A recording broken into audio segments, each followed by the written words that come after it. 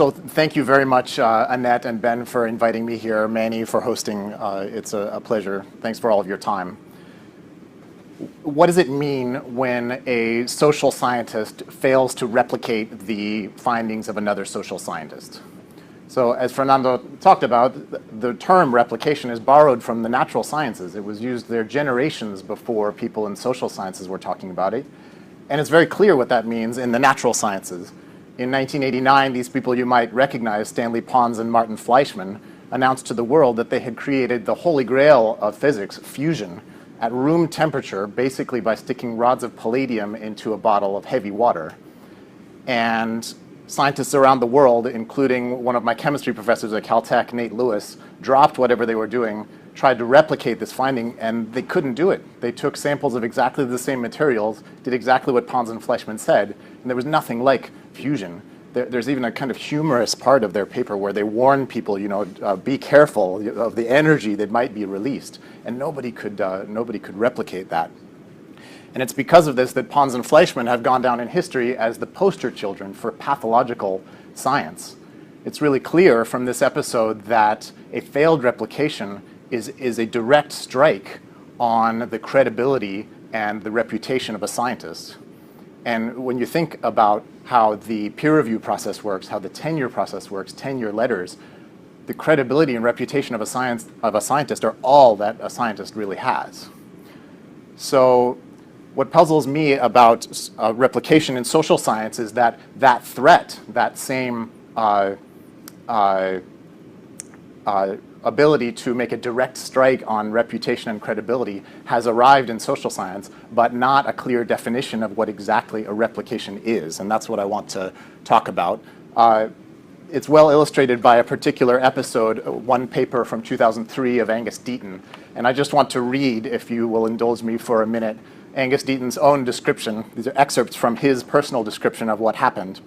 In December 2005, I received a letter from Michael Ash and Dean Robinson at UMass, asking questions about the data in our paper and saying that they could not replicate our results, that Lubatsky and I had made a coding error in specifying the weights in our regressions. There was no coding error, but we had chosen weights that downplayed the larger cities and states compared with the weights that Ash and Robinson had chosen. It is hard to imagine any applied paper that would be immune to this sort of attack. Weighting can always be argued over. So if you want to debunk a paper, working through it equation by equation, trying out a range of weights, you will eventually find something that changes. Such smear methods appear to work and provide a handy template for others on how to disguise political attacks as legitimate scientific commentary. It will make it much more difficult for serious policy-relevant researchers to do their job. Scholars will also be much less willing to share data than is currently the case. Doing so allows anyone who is unscrupulous enough to turn your cooperation against you. So that's clearly a tough episode, and I think some people in the room recognize some of the rancor that surrounds replication controversies. I see two things I want to highlight in that anecdote. One is that Deaton and Ash and Robinson are using two different meanings of the term replication. They're literally speaking two different languages in this sense and not understanding each other. When Deaton says replication, he means, and he says in this response, my code does what the paper says my code does. What Ash and Robinson mean is that when we try weights that we think are better weights, we get a different result. And those are not the same thing, but they're both being described with the same word. And the second thing I want to highlight is the perverse incentives on both sides of this equation, and Deaton talks about both of them. I know as a working economist that when a paper comes out from people I don't know, and it says it's doing some tweak of something that's been done before, I might not read it. You can't read everything. But if a paper comes out saying, I fail to replicate the findings of something that I cite all of the time, I have to read it. There's a very strong incentive to get attention for your work by using that word. And also on the side of the responding authors, there's a lot of rancor, there's a lot of defensiveness, there's a lot of, there are problems in the incentives to cooperate across this divide. Deaton predicts that without a better way of handling these interactions, the incentives for cooperation diminish. And that's bad for science on both sides. So Justin was there when we were first talking about this. I said, I'll write a blog post about this. I know what to do. I'll dig into the social science literature and find the definitive definition of replication. And the word mess came up in Fernando's presentation. Here are 13 different definitions over 3 decades from just the economics literature of replications. And these 2 columns are roughly speaking, Deaton and Ashton Robinson's description. Definitions that fit the strict definition of Deaton, my code does what my paper says my code does, and definitions that meet the definition of Ashton Robinson, that different methods produce different results. And you can see the word replication in red being used for both of these settings, things that are really fundamentally different. Here are 13 more from statistics, political science, and sociology, and there are a bunch more in my paper.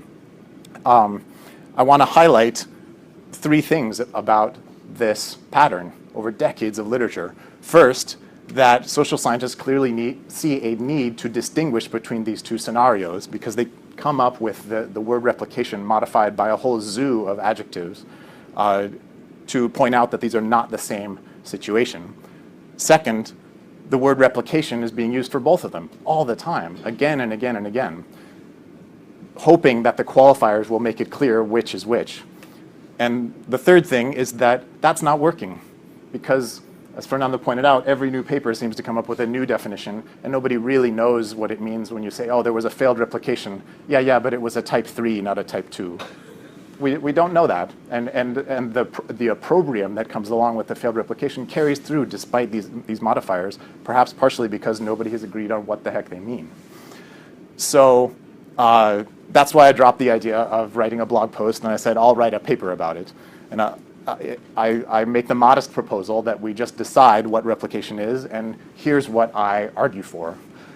I think that we should set a high standard for what a replication is, that the burden of proof should lie on a commenter who says, I am replicating a certain result, and the standard should be that the parameters they are estimating come from the same sampling distribution as the parameters in the original study. And to the extent that that's true, the reasons you're going to get different results are a fluke of chance in the original study or the follow-up, an error of some kind, measurement error, sampling error, or fraud. Anything else, that is when you're estimating parameters that come from a different sampling distribution, is a robustness check. That's it, simple proposal, that we just don't use the word replication for other settings. It is a sufficient reason in a robustness check for the parameter estimate to be different in a follow-up study that it's coming from a different sampling distribution. So I'll illustrate what I mean by that by talking about 2 different flavors of replication, 2 different flavors of robustness. I'd propose to call a verification replication something which is a follow-up study using the same regression specification, same statistical methods, on the same sample of the same population. So here I'm talking about downloading the code, same data, see if it works at all. And unfortunately, that's not such a low standard. We've seen in the Lacour case and several others that this doesn't work. The DeWald study in 1986 first pointed this out. In the case of Pons and Fleischmann, that would mean going through their books, looking at their data, and seeing if their own data justified their own findings. You might call a reproduction replication something which is using the same statistical methods, same regression specification on the same population, but perhaps a different sample. So here in the case of Pons and Fleischmann, that would mean taking a different sample of palladium, a different sample of heavy water, and seeing if you could make the same thing happen in a different lab. In social science, it might mean going back and re-interviewing the same subjects not too long later. It might mean taking a new sample of exactly the same population. Robustness checks are quite different. So in one flavor of a robustness check, which I would call a reanalysis, you're looking at the same population, perhaps a new sample, perhaps not, but representative of the same population, and trying different statistical methods, adding an interaction term, seeing if the finding with 5-year periods applies with 3-year periods. These are robustness checks about the mode of analysis. An extension robustness check is just seeing, do the same findings apply at a different time and place? So do the deworming results from Kenya apply in India? Do the results that you got from a village in 1990 still hold up in 2015. And what do we get out of this? We get a clear way to communicate about fundamentally different situations. I want to just read the same guy, Steve Levitt, responding to a replication critique and a robustness critique. Here he is responding to Justin McCrary in 2002, a replication critique. It is with tremendous personal embarrassment that I acknowledge these mistakes. 2 years later, here's the same guy responding to Ted Joyce, a critique of a different paper, this one about abortion and crime. Ted Joyce said, if you look at a particular period, there are confounders regarding the crack cocaine epidemic. Steve Levitt and his co-authors say, well, if you extend the sample to include other time periods and do exactly what Ted Joyce was doing, we get our original result back. This is a dialogue. It's a dialogue about what the right thing to do was. And this suggests a fundamental difference here. In the first case, he was talking about something which was indisputably wrong. My code had an error and it didn't do what I said it did. This is something which is disputable. It's not obvious. You could never say it is prima facie obvious exactly which time periods should be looked at when you're doing an observational study of this kind. And this dialogue is not just necessary for science. It is science. It's normal science. We'll get more replication robustness checks. We'll get better replication robustness checks if we have clear language to talk about fundamentally different things that makes a distinction between them. We'll improve the incentives on the side of the original authors and the extenders, the checkers, and we might learn more about the world. Thank you.